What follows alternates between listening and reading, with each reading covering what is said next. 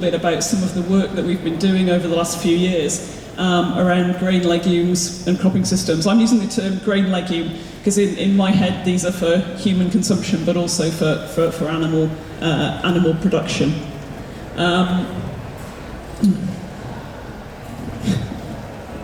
Okay. My starting point is we need alternative protein sources for food and feed. We need alternative protein sources that we can produce in the UK, in Europe, to reduce our reliance on imported protein. Obviously, we can also use legumes because they fix nitrogen, so they can replace fossil fuel-based fertilizers.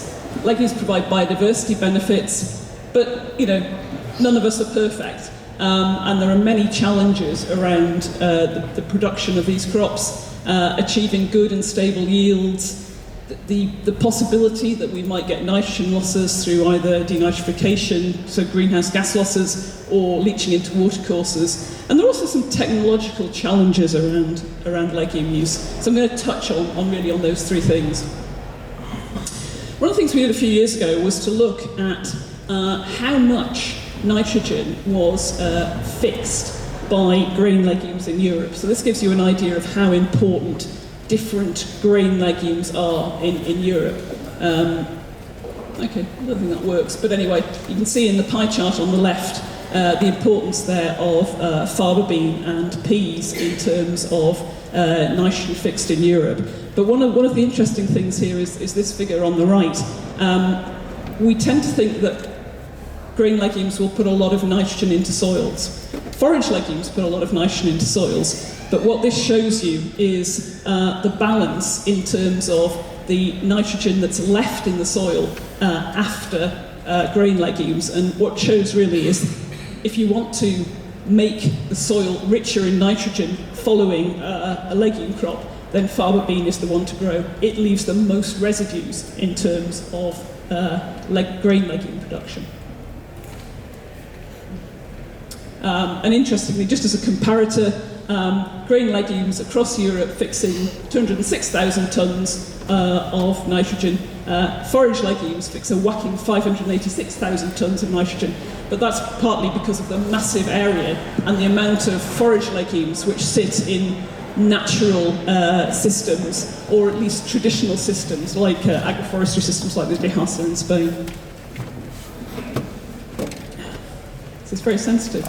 So, I think we're all aware that legumes fix nitrogen, but they have a whole lot of other benefits. It isn't all about nitrogen. Phosphorus is something which we tend to have quite a lot of in our soils these days, but how do plants access it? Well, one of the things about grain legumes is that they release organic acids, citric acid, malic acid, a whole lot of acids. And they are able to release bound forms of phosphorus from soil. They're able to get at phosphorus from rock phosphate. And there's a breeding opportunity here in that people have shown, looking at faba bean accession, so this is pre-breeding for commercial use, that different accessions differ up to 3 times in their availability to access phosphorus. And you can see there just some of the different kind of root systems from different grain legumes. Now, there's always an issue around the use of the introduction of a new pulse or a new grain legume into a farming system. The nitrogen fixation comes through an association between the roots of the plant and rhizobium bacteria in the soil. But it has to be the right kind of rhizobium to work with the particular plant. I had always believed that it would be fine growing beans without inoculating them, until I tried doing it in the north of Scotland, and we had complete bean failure. And when that happened to us 3 times, we thought, we need to do something about this. Inoculation, and there you can see the difference. 2009, these rather sickly, pale green, dying beans. With inoculation, there we go, total difference. So it may be that inoculation is important. It certainly is with introducing crops like soya, which are a different kind of association. But even in plants that you don't always expect to need to inoculate, you might. Legumes also have a wonderful ability to act as a break crop. And what I mean by that is they are, because they're from different plant family to cereals, they're subject to different diseases themselves, and that provides a break from the cereal. So they allow soil-borne diseases of cereals to die off. If you're not an organic farmer and using agrochemicals, then the different biology allows you to use a different set of chemicals in terms of weed and pest control. And of course, legumes are fantastic in terms of supporting pollinator populations, I mean both grain legumes and forage legumes. The other thing about a break crop is what impact does that legume have on the following crop. And this looks an immensely complicated diagram, but it really isn't. What this is doing is to compare what happens to a wheat yield after legumes versus wheat after wheat. Now, if there was no impact, all those dots would sit on that one-to-one line. The fact that they don't, and the fact that they sit above the line, shows you that there is a positive impact on the following crop of growing those grain legumes. So the red is faba bean, the blue is lupin, the green triangles are chickpeas. So this is an international analysis, but it really sort of shows you the importance of looking at introducing pulses or grain legumes into your rotation as a long-term effect. It isn't just about a single year and a single crop.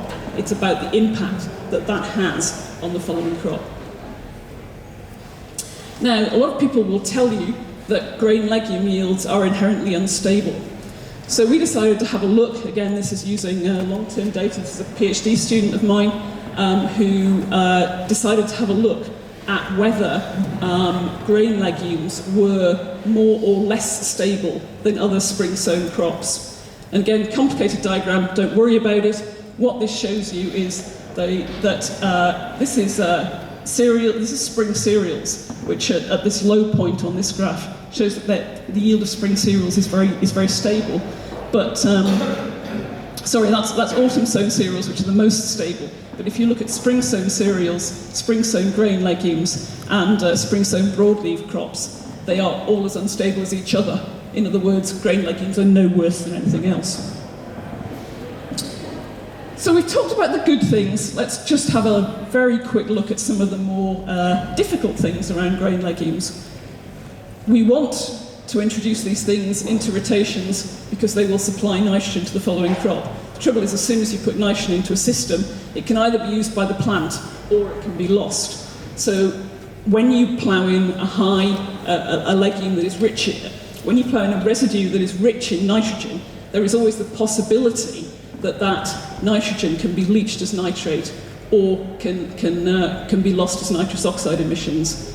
But again, this is where there's an interesting aspect around plant breeding and the relationship between plants and the soil bacteria, that there are some rhizobium bacteria which have a gene which may be able to reduce that nitrous oxide that's released as the residues break down. It's not something plant breeders have made any attempt to exploit, but we know that the variability is there. So can it be used in terms of designing a system? And just staying on that line of thinking about genetic diversity, what this shows is we grew a whole set of different pea cultivars. Some of you will, well-known names in there, 04, Nitouche, people will recognise those varieties. And we looked at nitrous oxide emissions whilst growing those crops. These are tiny amounts of nitrous oxide, but the point here again is there is variation which could be exploited.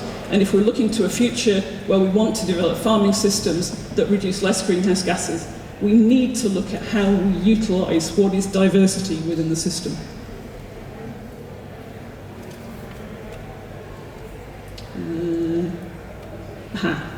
I just want to perhaps go to some more practical things. I don't know if anyone in the room is interested in intercropping pulses and cereals, but as the little diagram in the top left-hand corner shows you, where you have variability above the ground, you also have variability below the ground. So by putting the two crops together, they are able to utilise both the spatial variability, and that they exploit different niches in time. The root systems will grow at different times. They exploit different parts of the soil. And I've just got two photographs here which show you the kind of ways in which we can exploit that combination of cereals and grain legumes. So the top picture here is peas grown with barley, and you can see that both the peas and the barley are basically standing straight up in lines, and they're sharing that kind of space where the pods are. If you look at the second picture, this is actually looking down into a crop of barley grown with chickpeas, and actually the barley is here and the chickpeas are virtually on the ground. So you're seeing that they're utilising the space in a completely different way. So we can now start to design intercrops which are effective in the way that they utilise space. But one of the issues around intercropping is the sort of practicality of how do you harvest that mixture? Interesting question. Well, if you can get the two to ripen at the same time, which is challenge number one, how do you actually harvest them? And we've been working with a machinery company based in Denmark, a company called Agco, and what they tell me is it's really easy to separate the grains. They're different sizes, they're different shapes. You can just sieve them. Well, you can, but the problem is with that it's not so much just sieving them, it's trying to ensure that the grains are not damaged while you're doing that. It's relatively easy to sieve them, but if you do that in a coarse way, in a quick way, you get broken grains, and so you get contamination of cereals into the beans or the peas, and similarly legume contamination into the cereal. And that becomes a problem in terms of allergies, for example.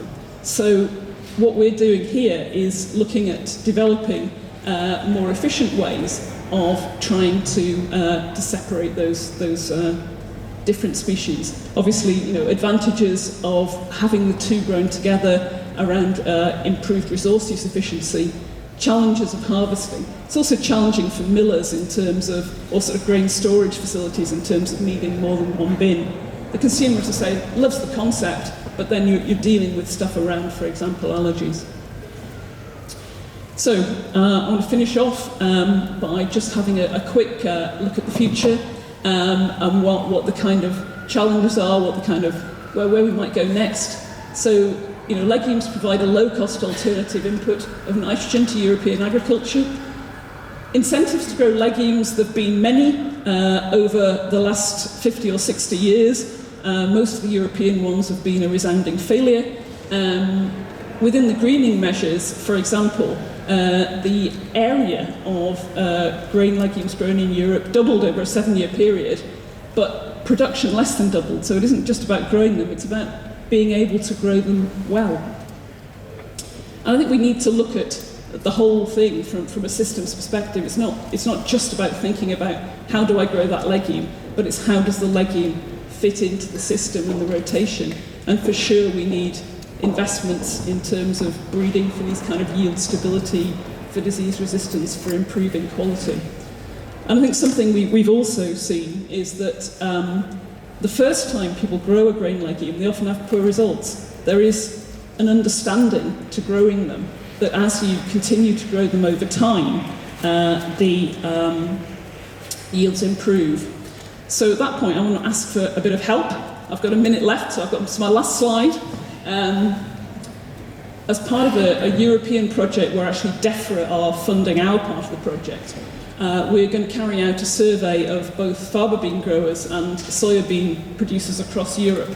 Now, I appreciate there may not be any soya bean growers, certainly not in Scotland, and not so many in the rest of the UK, but we're particularly interested in the faba bean side of it, in terms of trying to understand why, in reality, the yield of grain legumes is so much lower than we know you can get in trials. What is that yield gap and how do we overcome it? And we will be exploring things about knowledge transfer and about education in that. I don't really need to show that slide, but I thought I would just finish off by saying, if you look at Europe, you can divide it into zones in various ways you like.